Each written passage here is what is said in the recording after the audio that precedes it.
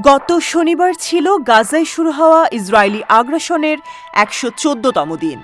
এদিনও ফিলিস্তিনি যোদ্ধারা জানিয়েছে তারা ইসরায়েলি দখলদার বাহিনীর বিরুদ্ধে প্রতিরোধ অভিযান জারি রেখেছে।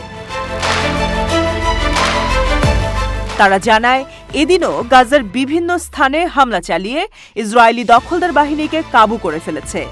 ফিলিস্তিনি যোদ্ধাদের হামলায় ইসরায়েলি দখলদার বাহিনীকে ব্যাপক নাজেহাল হতে হয়েছে এবং এসব হামলায় তাদের প্রচুর ক্ষতি হয়েছে।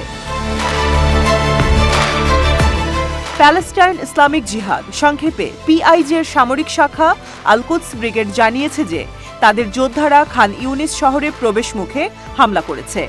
এ সময় তারা মেশিনগান এবং ভারী অস্ত্র ব্যবহার করে ইসরায়েলি দখলদার বাহিনীর সাথে ভয়ঙ্কর সংঘর্ষে লিপ্ত হয়। একইভাবে Democratic front for the liberation of Palestine সংক্ষেপে ডিএফএলপি এর সামরিক শাখা শহীদ ওমর আল কাসেম ফোর্স ইসরায়েলি দখলদার বাহিনীর ওপর প্রাণঘাতী হামলা করে।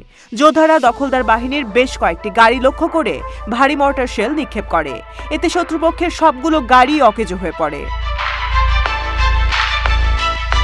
অন্যদিকে মুজাহিদিন আন্দোলনের সামরিক শাখা আল মুজাহিদিন ব্রিগেড ইসরায়েলি দখলদার বাহিনীর ওপর রকেট হামলা চালিয়েছে বলে জানা যায়। এ সময় তারা রকেট ব্যারেজ দিয়ে ইসরায়েলি রাইম বিমান ঘাঁটি তছনছ করে দেয়। ইসরায়েলি দখলদার বাহিনীর জন্য ত্রাসের সৃষ্টিকারী আল-কুদস ব্রিগেডের ঘোষণায় জানা যায় তারাও দখলদার বাহিনীর ওপর অতর্কিত হামলা চালিয়েছে। এই হামলায় আল-কুদস ব্রিগেড ইসরায়েলি দখলদার সৈন্য এবং তাদের যানবাহনকে লক্ষ্য করে মর্টার শেল নিক্ষেপ করে। এছাড়াও খান ইউনিসের পশ্চিমেও আল-কুদস ব্রিগেড শত্রুপক্ষের ওপর ভয়ানক আক্রমণ চালায়।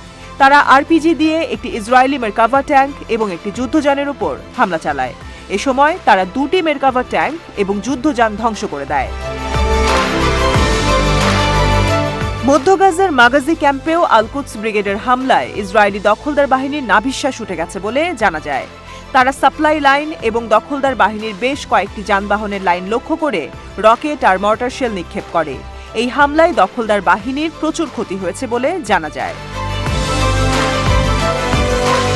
এদিকে আল মুজাহিদিন ব্রিগেড নিশ্চিত করেছে যে তাদের যোদ্ধারা বেইত লাহিয়ার পশ্চিমে এবং গাজার উত্তরে ইসরায়েলি বাহিনীর ওপর দফায় দফায় হামলা চালায়। তারা ইসরায়েলি সৈন্যদলের ওপর ভারী ক্যালিবার মর্টার শেল নিক্ষেপ করেছে বলে নিশ্চিত করেছে। সবশেষে হামাসের সামরিক শাখা আল কাসাম ব্রিগেড শনিবার খান ইউনিসে শত্রুদের উপর ভয়ঙ্কর হামলা চালায় বলে জানা গেছে। তারা খান ইউনিস শহরে একটি ইসরায়েলি মেরকাভা ট্যাঙ্ক লক্ষ্য করে আল ইয়াসিন 105 দিয়ে হামলা চালায়।